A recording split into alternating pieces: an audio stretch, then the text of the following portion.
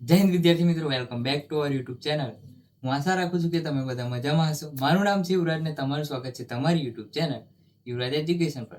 તો વિદ્યાર્થી મિત્રો, આજે હું તમને શીખવાનો છું ધોરણ 12 વિષય આંકડાશાસ્ત્રનો પહેલો ચેપ્ટર એટલે કે સૂચકાંકનો એક આઈએમપી દાખલો.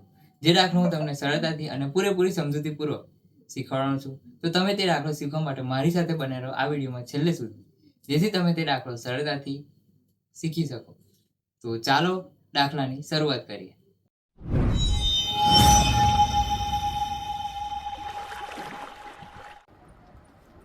વિદ્યાર્થી મિત્રો, ફરી એકવાર સ્વાગત છે તમારું નવા દાખલામાં. તો આપણે ચાલો દાખલાની શરૂઆત રકમ વાંચીને કરીએ.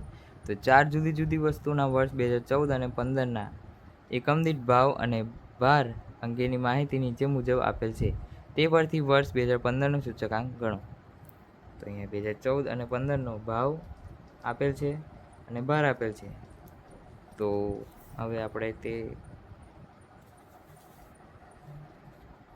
ભાવ અને ભાર આપેલ છે, તેથી કૌટુંબિક અંદાજપત્રની રીતે સૂચકાંક મેળવીશું. તો તેનું સૂત્ર સિગ્મા IW છે, W છે. તો IW આપણે મેળવવું પડશે. તેની માટે આપણે જે 2014નો અને 15નો ભાવ છે તેનો ઉપયોગ કરીશું. તો સૌપ્રથમ વસ્તુ છે એ, જેનો ભાર છે 40, અને અહીંયા 2014નો ભાવ આપેલ છે 32 અને 2015નો ભાવ આપેલ છે 40.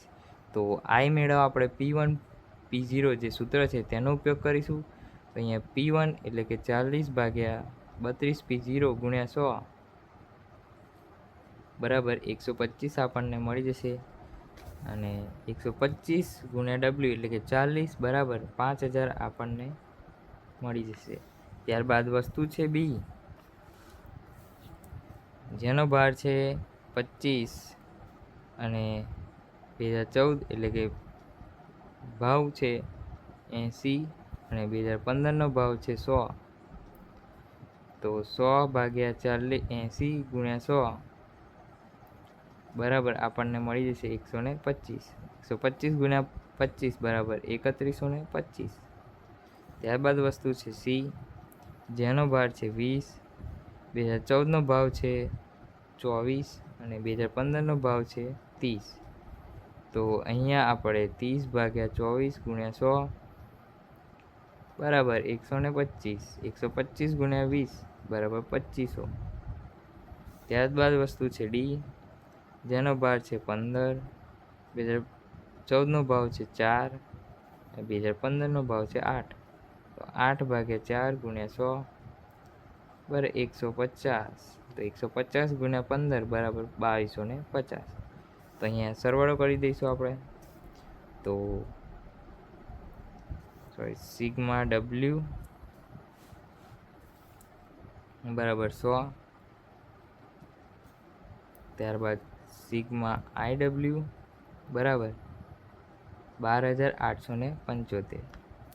તો જે કૌટુંબિક અંદાજપત્રની રીતનું સૂત્ર છે તેમાં રકમ મૂકી આપણે જેનો સૂચકાંક છે તે મેળવીશું. તો કૌટુંબિક અંદાજપત્રની રીતે સૂચકાંક બરાબર સિગ્મા IW છેદમાં W બરાબર 12875 છેદમાં 100 બરાબર આપણને સૂચકાંક મળી જશે 128.75. તો અહીંયા આપણો દાખલો પૂરો થાય છે. મળીએ એક નવા દાખલામાં. તો વિદ્યાર્થી મિત્રો, અહીંયા આપણો દાખલો પૂરો થાય છે. જો તમને દાખલામાં કંઈ પણ ખબર ના પડી હોય તો તમે કમેન્ટ સેક્શનમાં જણાવી શકો છો, તો હું તમને તે શીખવાડી દઈશ. અને વિદ્યાર્થી મિત્રો, વિડીયો જો થોડો પણ સારો લાગ્યો હોય તો તમે કમેન્ટ સેક્શનમાં એક નાની એવી સારી કમેન્ટ કરતા જજો. અને આપણા આ વિડીયોને લાઇક, શેર અને આપણી યુટ્યુબ ચેનલ એટલે કે યુવરાજ એજ્યુકેશનને સબસ્ક્રાઈબ કરતા જજો. જય હિન્દ. મળીએ એક નવા વિડીયોમાં.